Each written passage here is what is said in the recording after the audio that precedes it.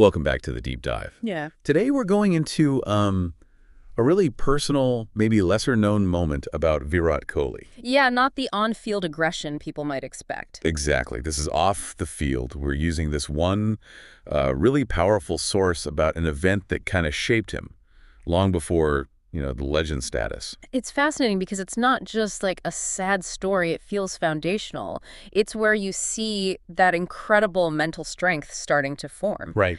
Understanding this gives you, I think, a real insight into what makes someone like him tick. It's the making of the person almost. Okay, so let's get into it.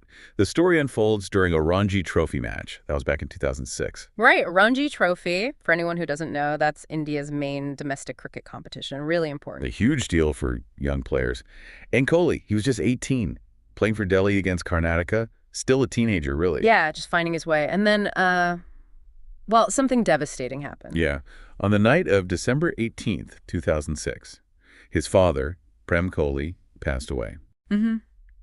Very sudden, a stroke. And by all accounts, his dad was his absolute biggest supporter, his rock. Just imagine getting that news. At 18, your whole world just flips upside down. Totally. And what he did next is, well, it's kind of hard to believe. It really is. Because despite that news, the grief, he didn't leave the match. He stayed. He made the choice to keep playing for his team. How does an 18-year-old even process that, let alone make that kind of decision? That's the question, isn't it? It speaks to, I don't know, an incredible level of commitment already. Maybe duty. Or maybe coping. It's like Yeah. focusing on the game was the only way through. Could be. Maybe channeling everything into that one thing he could control. It definitely hints at that fearless attitude we see later. This wasn't just being tough. It was like forging something in fire. Right. And he didn't just stay. The next morning, he walked back out to bat. Knowing what had happened overnight. Yeah. Apparently his teammates said his eyes were swollen. He was batting on 40 not out from the day before. So a crucial point in the match. Team needed him.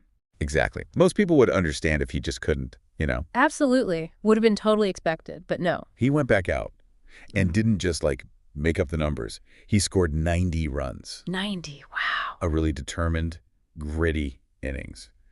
And it was crucial. It helped save the match for Delhi, prevented a loss. Incredible focus under unimaginable circumstances. And then, the moment he got out, he left the ground immediately, went straight to his father's cremation. He'd done his duty on the field and then off it. Yeah. That display, that raw mental strength, the loyalty, the sheer will, it had to be a defining moment. You can almost draw a straight line from that day to the passionate, sometimes fiery cricketer we see now. He actually said something about it later, didn't he? He did. He said, and I'm quoting here, "That was the moment I knew I had to make cricket my life. I played that innings for my father." Wow. Chills. Yeah. It just shows how something so awful can forge something so strong. Absolutely. It's a powerful story about resilience, really, beyond just cricket. It really makes you think, doesn't it? If he could find that kind of strength in that moment, where do you find your own sort of unseen grit? When you face those big challenges, those defining moments, how do you tap into that? How do you turn something difficult into maybe unexpected strength? Yeah. Something to think about.